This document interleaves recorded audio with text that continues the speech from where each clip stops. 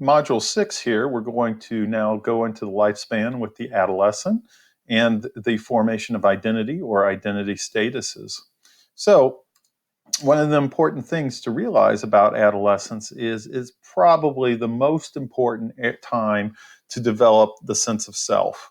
And so what we see is that a movement from, if you remember in the last module, we talked about having more concrete physical self-descriptions. And in adolescence now you're moving to psychological self-descriptions. And so as opposed to being, I'm a boy, I have brown hair, it's now I'm loyal, I can be moody. These are more psychological traits, more abstract, tying in with formal operational thought. Okay. Speaking of abstract, there are abstract self-portraits. So once again, movement away from less concrete. The descriptions become more psychological. And in general, adolescents become just a lot more self-aware. And so you begin to see when puberty creeps in and everything, the flush of embarrassment when parents begin to talk about children and the embarrassment of even being with parents and having them drop you off several blocks away from the school or something, just so you are painfully aware of all the ways that people are looking at you and how you're being portrayed by them and how you view yourself. And so that is one of the characteristics. That's why we see some of that. And then we begin to see that adolescents are able to differentiate their self-concepts in a much more nuanced way. And so remember on the last module, we talked about the kind of hierarchical structure that self-esteem has with self-concept at the bottom and then loading up onto overall self-esteem. So this differentiated self-concept is you're more finely tuning those different areas as opposed to one lump of social skills or something. You may have social skills with friends, social skills with strangers, and have different areas of self-concept with each of those. So adolescence is a time of a lot more differentiation. And actually this holds very true when we talk about the way that we define ourselves as far as members of groups and stuff like that. It becomes more finely differentiated as you get older into adolescence. The integrated kind of whole self portrait becomes more coherent. And by that, what we mean is you begin to realize that you can have different selves in different situations, and you're not suffering from dissociative identity disorder. And basically, you don't have multiple personalities. So the fact that you could be maybe very outgoing and kind of flirtatious and stuff when you're around a group of friends, but then if you get into a room with a lot of strangers in it, you may be very quiet and shy. And early on, adolescents, 13, 14, they get very worried about this. And how can I be my true self? I'm not really my true self. Okay. And as you get older, you realize all of that is part of your true self. It just shows a range or a continuum. I mean, there are going to be some people who are outgoing regardless of the group that they're in. So they're always going to be highly extroverted, but there are going to be others that are a mix. And so that's still you. You're not switching identities. You may be adopting roles or something, or you feel more levels of comfort. And so when you see these different selves in different situations, you can integrate that back in together. And we see that movement more towards the end of adolescence.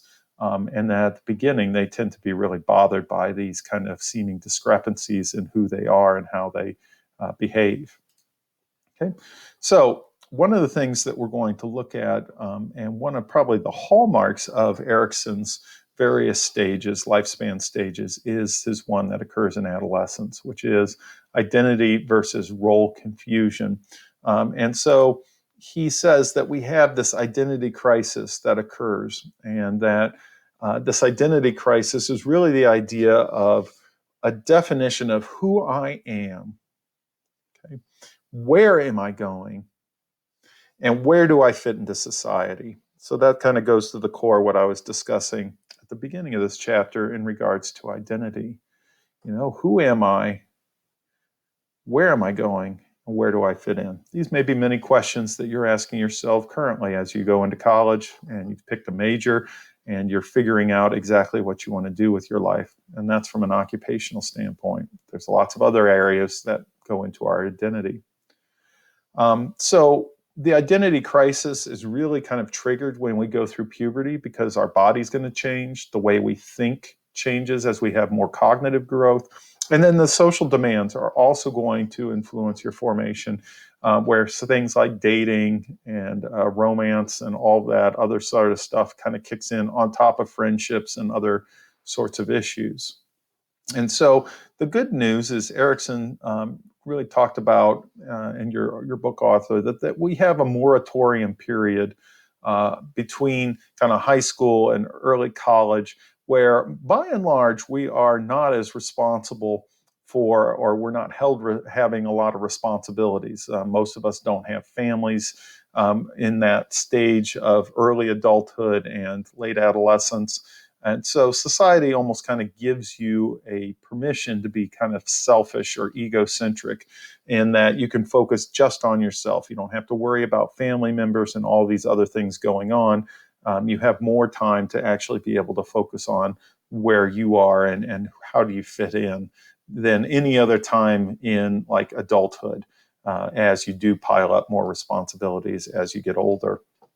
And so one of the ways of showing this movement of identity and finally, maybe hopefully fully achieving it, is through what we call identity statuses. And there are four that are talked about here in your book. And the common keys are that they vary on whether there's been a crisis or a commitment. Okay. So, have you gone through this crisis of who am I? And then have you committed to, yeah, this is what I want to do? And based on that, you have one of these four types or statuses. So the first one, and really this happens before you even go through puberty, is the diffusion status. You have not had any crisis. You don't really have much of a commitment. This is kind of the kids, like one day they come in and I want to be a pro football player. And then the next day it'd be like, I want to be a garbage collector.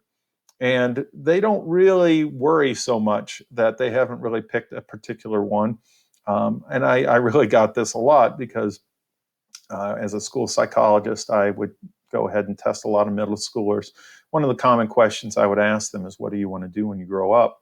And many would say, I want to play pro football. So I'd ask the logical question of, oh, you play on the school team? No, I don't do that. And so I'm thinking, wow, this is going to be one of the few kids never played middle school ball, and yet it's going to be in a pro football player. I also thought they're probably going to have to be a rapid expansion of the NFL franchise for that many football players to be finding teams.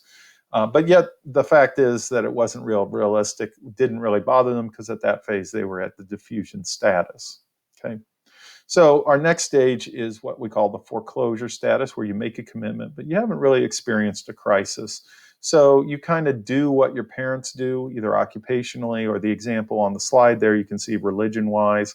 Like my parents are Baptist, I'm a Baptist, that's just what I'm going to be. So you've foreclosed on it, but you really haven't had to think about why you believe what you believe in, or why you want to go into what, profession you want to go into, you're saying you're going into. So usually you see this kind of in the middle school, early high school period, is this kind of foreclosure status. Now, the moratorium status, you can see now you're experiencing a crisis, but there hasn't been a commitment at this point. This is really going to occur kind of late high school and definitely through college. And this is where you experience a crisis and really figuring out who you are and exploring these kind of identities. And so one of the big knocks against a lot of college students is they choose several different majors during their college career. Not everybody, but many people will switch majors. And they'll say, well, I didn't really feel like it was me. I wasn't really enjoying it. Really, what it all comes down to is trying to figure out who you are and your identity. And a big part of most people's identity is, what do they do for a living? So if you go into a major and you don't really feel a good connection with that major, or it's not what you enjoy, you're going to switch it.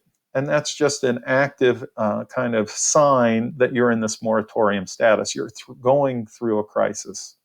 Now, the good news is once you get through that crisis, somewhere around mid-20s, 24, 25, there is usually identity achievement. That is where you've gone through this crisis, trying to figure out who you are, and you finally found a fit. That's the commitment. So crisis and commitment allows you to have identity achievement. And don't worry about by your mid-20s you have to hit this. It's by no means that formalized. Many people take longer to finally fully figure out what that identity achievement. But even though this takes quite a long time, even at its fastest, you can see it takes a good 15, maybe 20 years to finally get there, and some people much longer. It is worth it. There is real end results that tend to be quite favorable for individuals.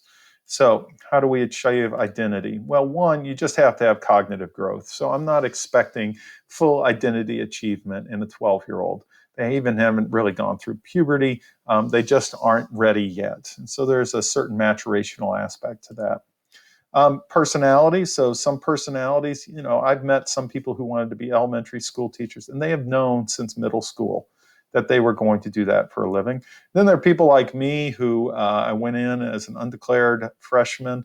I was still undeclared sophomore. They pretty much sat me down and said, "You got to pick something." So I was at a bit of a loss. It took me a long time to finally get there, but I was kind of open to that. So my personality certainly dictated it to some degree.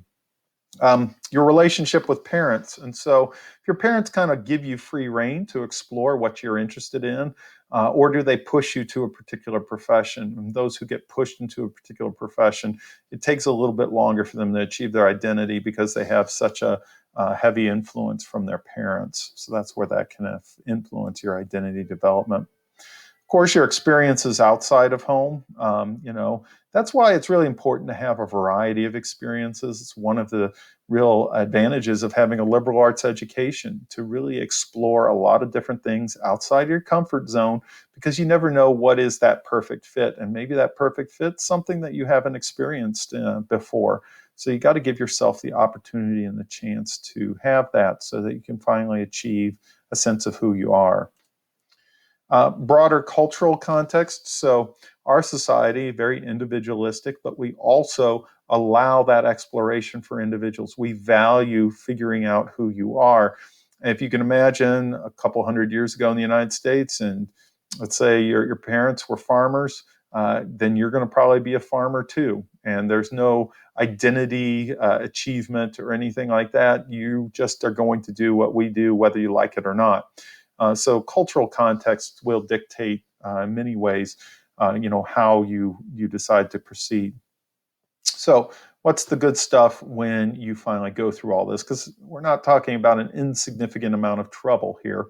And the big thing is some psychological well-being. So you really feel confident in yourself. You have higher self-esteem. You engage in more complex thinking. And ultimately, you're more accepting of others. Because once you have a good sense of who you are, you don't feel threatened by others that are different from you. You also feel like you can weigh things in a more objective manner, because once again, you're not getting your own neuroses and worries about your own identity mixed up in that. And of course, having that a sense of who you are just gives you tremendously good self-esteem, because you've gone through all the trials and tribulations that are seen in that crisis and come up with a mix that's good for you.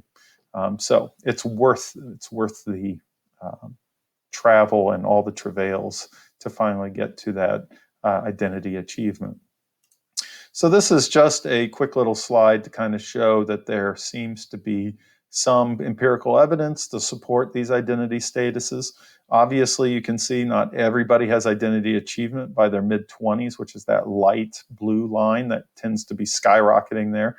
But you can see everything else really starts to decrease. So just because you're a certain age doesn't mean you're at a certain stage, but the data is pretty consistent trend-wise, that the order that we talked about, a diffusion status at a very younger age, moving into foreclosure, going to moratorium, and finally identity achievement, where you get there.